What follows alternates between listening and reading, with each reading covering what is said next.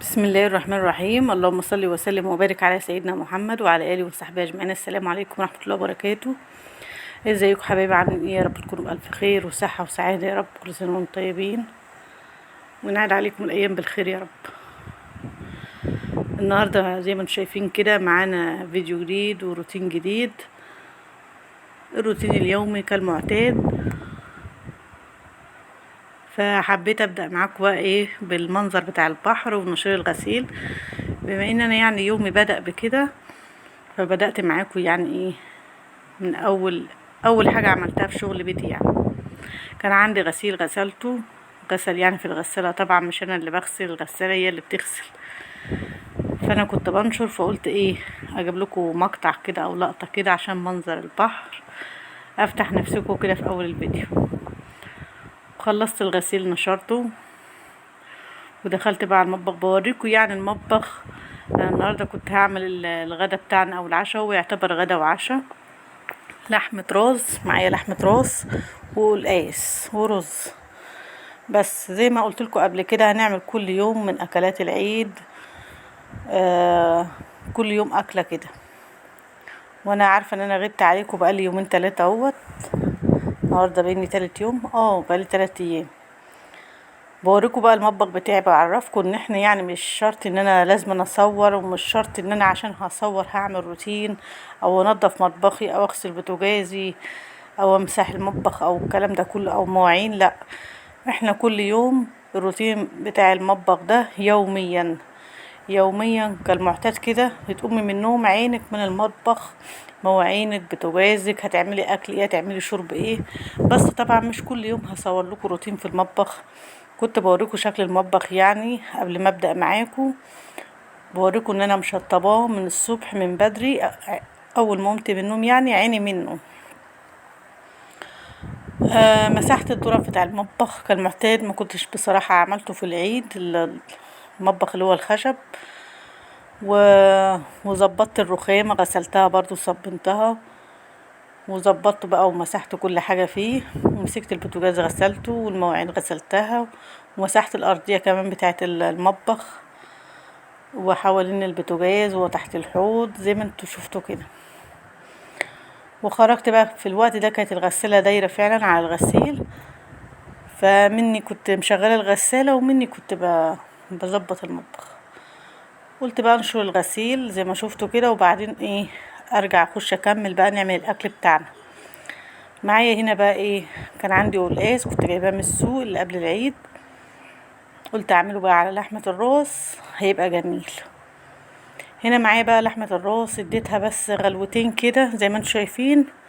وشفتوا بقى المية بتاعتها والشوربة بتاعتها عاملة ازاي. لا، مش هستعملها الشوربة دي.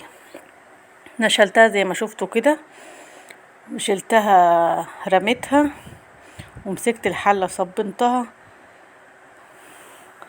وكان معايا مولعة على الطبق اللي السلس اللي انتوا شايفينه ده مية تسخن او داخله على غليان كده. بوريكم الحله ان انا صبنتها، بس هو قعر الحله هو اللي لونه عامل كده، لكن انا صبنتها بالسلكه والصابونه.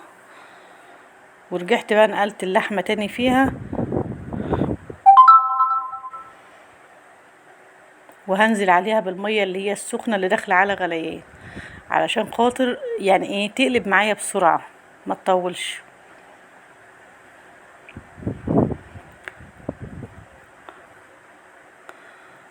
ايوه زي ما انتم شايفين كده. واغطي عليها بقى، احط لها بقى التوابل بتاعتها اللي هي الجافه اللي احنا بنحطها. اي توابل عندك بقى اللي انت حابه تحطيه، ورق لوري، حبهان، لومي، قرفه، قرفه خشب، بصلايه، اللي انت حابه تحطيه حطيه. ده ما بيتحطش بقى لا في المرحله دي، انما المرحله الاولانيه ديت هي الميه وبس، ويديها غلوه وخلاص. اللهم صل وسلم وبارك عليك يا حبيبي يا رسول الله. هنا بقى ايه، انا احط البصلايه، معايا برضو التوابل اللي هي اللومي واللوري والحبهان، وعود قرفة بس مكسر كده ومش باين. وهنا كنت خرطت البصلة بقى زي ما شفتوا كده. ومعايا كيس الطماطم من اللي انا مفرزاه يعني متسبكة جاهزة. وهنعمل حبة قلقاس، هيبقوا احلى حبة قلقاس، بقالي كتير ما عملتوش بصراحة يعني. فالقلقاس ده بيحب اللحمة، سواء اللحمة بقى اللي هي اللحمة العادية الحمراء اللي بنقطعها من عند الجزار، او لحمة راس، الحاجات دي يعني. فبما ان انا بقى كان عندي بقى لحمة راس، كل الحاجة بتاعت الأضحية ديت بتاعت احنا بصراحة يعني، عن نفسنا احنا ما ضحناش ولا ذبحنا يعني. بس كانت والدتي هي اللي ربنا يبارك لها ويديها الصحة، هي اللي كانت يعني كانوا مضحيين وكده. فهي بصراحة بتبقى تديني من كل حاجة من الذبيحة، كرشة، ممبار، اللهم صل على النبي، فشة، لحمة راس، كل حاجة بتديني منها. واللحمة اللي كنت عاملاها معاكم برضو جنب الممبار، بس الممبار اللي كنت عاملاه معاكم الفيديو اللي فات ده انا كنت شارياه اصلا من قبل العيد. انا ببقى احب يعني ان انا اشتري برضو الحاجة ديت وكده. والكبدة كذلك مدياني من الكبدة، وانا كنت شارية كبدة برضو والله ما عملتها، زي ما هي محطوطة في الفريزر لسه. كل سنة وانتم طيبين، ويا رب اللي مضحاش السنة دي ربنا يكرمه ويرزقه ويضحي السنة الجاية ان شاء الله بإذن الله. هنا بقى ايه، حطيت التوابل بعد التسبيكة بقى ايه، ما فكت كده الطماطم فكت، حطيت التوابل بتاعتي، اي توابل بقى انت حابه. انا حطيت 7 بهارات وفلفل اسمر وملح وشطه من اللي هي الحمرا دي. والقلقاس بقى بميه سخنه بقى تحت الحنفيه كده، وتنزلي عليه تغسليه غسله جامده. طبعا انا ما جبتش اللقطه بتاعه الغسيل ديت، مسكته جامد تحت الحنفيه ميه سخنه، تانيكي تدعكي فيه بايدك، تغسلي وتدعكي في قلب الميه وتغيري الميه كذا مره لحد ما تلاقيه الزفلطه اللي هي بتبقى فيه ديت راحت خالص، وتحسي ان هو خشن معاكي. تروحي بقى كده خلاص، وتحسي ان الميه بتاعته راقت، ميته راقت وخشن في ايدك كده وانت بتغسليه، يبقى كده خلاص. وتصفيه بقى وتيجي تسقطي زي ما شفتوا كده، وزيدته بالشوربه بقى بتاعت اللحمه. خلاص الشوربه كده بقت رايقه وجميله ونضيفه، تزيدي بها اي حاجه. وهنا قلت اعمل حبه رز بشعريه زي ما انتم شايفين كده. واخر حاجه بقى الطشه الاخيره بقى للقلقاس، راس توم حلوه كده، قشرتها ودقيتها في الهون وانا واقفه، وحبه ملح بصوت وايه،